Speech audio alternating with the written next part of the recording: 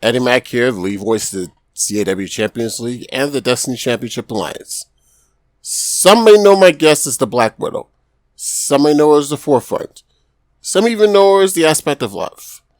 But she is best known as the new Queens of Wrestling champion. She is Oseiko. Oseiko, good to see you. Thank you, Eddie. It's a pleasure to be here. I feel like this has been a long time coming. Well, I admit I didn't think I'd get this sit down, but since we're here, we might as well get started. How are you feeling? I know you've been through quite a bit recently. Quite the understatement, isn't it?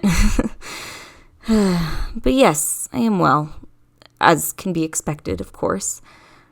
I've much on my mind, but again, that is to be expected. I want to say, before we go too much further, that you're appreciated for rescuing Akira from that place she was in. If you're comfortable with it, then if you're not, that's fine. Can you tell us about it? Well, the reality we went into, I apologize, but I don't know much about it. Only that it was called the Black Moisture, and that it was a reality where things go to be forgotten. That's what I was told, anyway. I've only been there twice. Once by accident, and the other time on purpose. Suffice to say, I'd rather not go there again if I can help it. Since that rescue a few weeks ago, you have taken Akira in. What's that been like for you and your family? It's been a slight adjustment. Akira has been, for the most part, quiet. Michael, Yukimura, and myself have been doing the best we can in accommodating her. Once she feels she's ready to depart on her own, I'll help her with that too. It may take a while, but I'm confident she'll succeed. It seems she still has those episodes where she hears this voice crying for her to come back, to take it back. Do you know about this voice, and why after all this she wants to be taken back? I wish I knew the answer to that, Eddie. I really do. I don't know much of the ecology of the Black Moisture, only that it's populated with these scorpion dolls, for lack of a better term. And when I arrived to retrieve Akira, it was under the control by an old ally of mine from the independent scene, back before my time in DCA or AES, back when I was younger. His name is Sasori Shirono. I won't get into the details, but he's an Onryo. Or a wraith, if that helps. I don't know how he got control of the Black Moisture, but I've a feeling he's not the one who's the owner of this voice. I theorize it might be the previous ruler of the Black Moisture, but that's all it is a theory. As for why it wants Akira back, I don't know. I don't know if any human can truly comprehend how the supernatural truly is. But if it wants Akira, I will not hesitate to defend her. With my life, if need be. I will get back to Akira in a bit, but I want to talk to you about your upcoming Queens of Wrestling Championship match against Black Widow at Future Shock this weekend. Now, for a period of time, you yourself were called the Black Widow. Can you tell us about that? Well, I'm still the Black Widow, just within the confines of my family is all. I mentioned a bit on Twitter that the title of the Black Widow was hereditary. It began with my ancestor Misao in the Meiji era of Japan. Over time, the title has passed on to only the best of Kunoichi. The last one before me was my mother. The less said of her, the better. I understand that for Ms. Romanoff, the title of Black Widow is somewhat different for her, but it seems like she and I may be the last of our kind. The last two Black Widows known from different walks of life. So this match between us, the Battle of the Black Widows, as it has been billed, I'd say it's once in a lifetime. I hope Natasha and I will make it a match to be remembered. I'm assuming this is the legacy you don't want to pass on to your daughter, Yukimura. No, Yukimura and I have discussed this when she was old enough to understand. For me, the title of the Black Widow is too badly stained with blood. Even though I myself have never taken any innocent life, I can't say the same for my mother and those before her. That's not what I want for Yukimura. For the newer viewers, what kind of legacy do you want to pass on to your daughter? When she's old enough, and when she's ready, she will become the Red Widow, Yukimura. And as I've said before, her first match as a professional will be my last. It will be her final test. Whether she wins or she loses, it will be the end of my active career as a professional wrestler. We don't know if this match will take place in an AES ring or a DCA ring. I suppose if I'm to be fair, we could have it in both.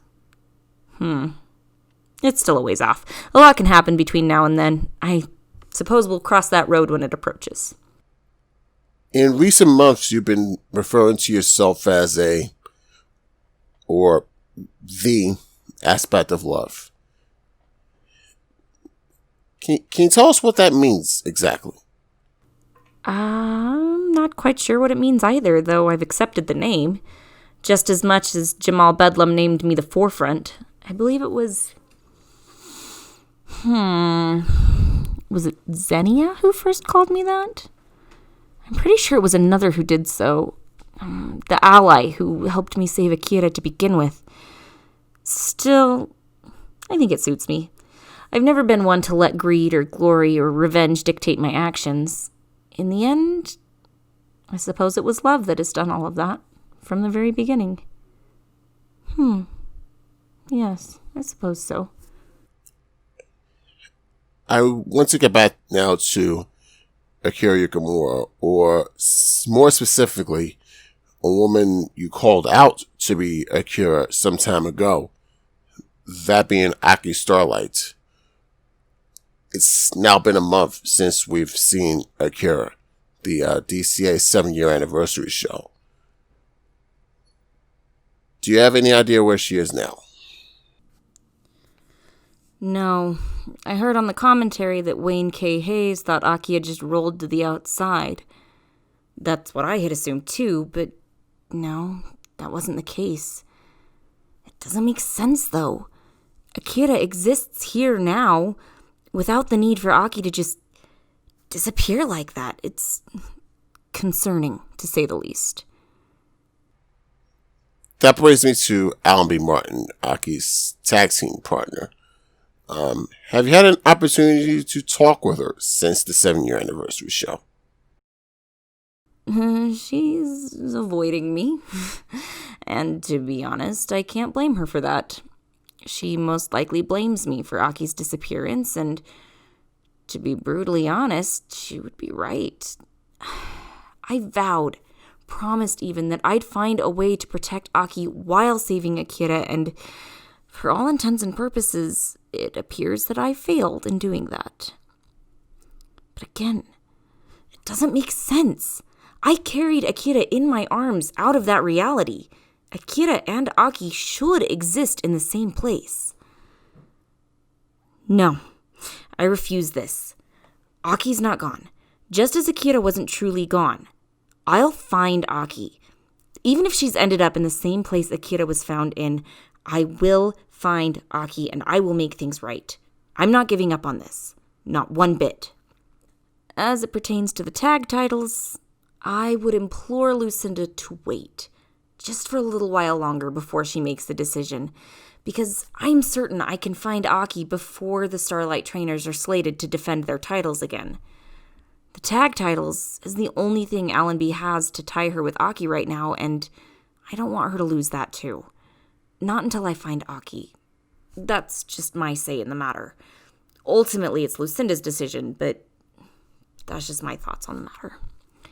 I know what I'm about to bring up next is not going to be easy for you, but I'm one more time going to bring it back to Akira.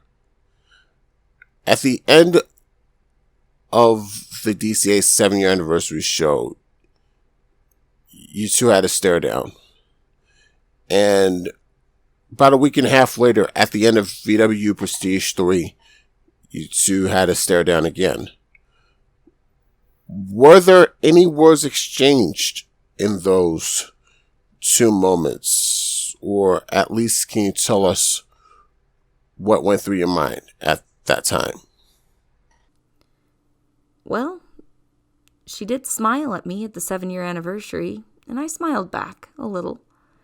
At Prestige 3, we just stared at one another. No words exchanged at either encounter, just her and I, and the crowd around us. I think perhaps there may be one more match. That's the impression I'm feeling, despite our allyship. I suppose time will tell. I know you, along with myself and a lot of other people, feel that Akira does have a legacy, but not everyone sees that legacy the same way. Some do see her as the monster, the demon of old, and that there's no chance she can change. What do you say to those people? Give her a chance. I heard her words during your interview with her, Eddie. I can't begin to tell you how many times I've seen a wrestler turn from the darkness and into the light over the course of my career. And don't say anything. Or maybe they do. Maybe they say that they saw the error of their ways and proclaim that they'll do right from now on. I've seen both instances many times. Akira was different, though. She doesn't feel worthy of the fans who believed her to be a monster. And I have to be honest, Eddie. Our fans can be fickle. They can cheer us for one moment and boo at us the next, depending on our actions. That's the nature of this business. You know that as well as I. But as long as we get some kind of reaction, then that's all that matters, right? There was a time where I turned. It was a ruse from the beginning. I pretended to turn on my allies and my fans to infiltrate a faction threatening to tell the company apart. It's a common tactic of the ninja, to act like an ally to the enemy, and when the time was right, strike at the head. And that's what I did. In a match that would determine the fate of the entire company, I delivered one KNS to the head of that faction, allowing the opposing team to win. And with that, the company was saved and the faction was disbanded. The repercussions afterwards took some time. I let the fans and my friends know what my intentions were. I apologized. It took them a while to trust me again, though. But in time, things began to return to normal. But I digress. As it pertains to Akira, I implore everyone to give her a chance. Cheer her, love her.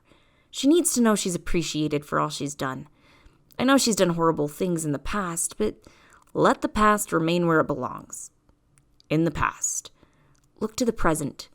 Look to her now as she is.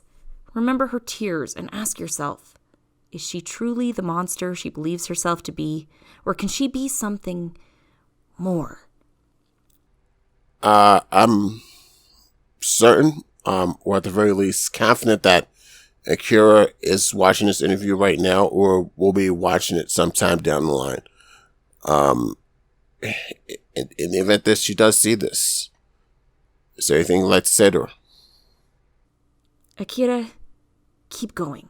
Keep fighting. And remember the plan. You, I, Jean, Melina, and the others I have on the list. Love is waiting for you patiently when you start to listen. Oseiko, it's been a pleasure. I knew it would be. Very enlightening interview, as I knew it would be. I wish you the best of luck against Black Widow of Future Shock and against Carmen Cortez as well at that event, and whatever may come next for you and your family. And do tell Yukimura I said hello. I will. Thank you, Eddie. And just you wait. Whatever may come next, you say, is going to be something special. I promise you. And all of DCA. I think you're all going to like it.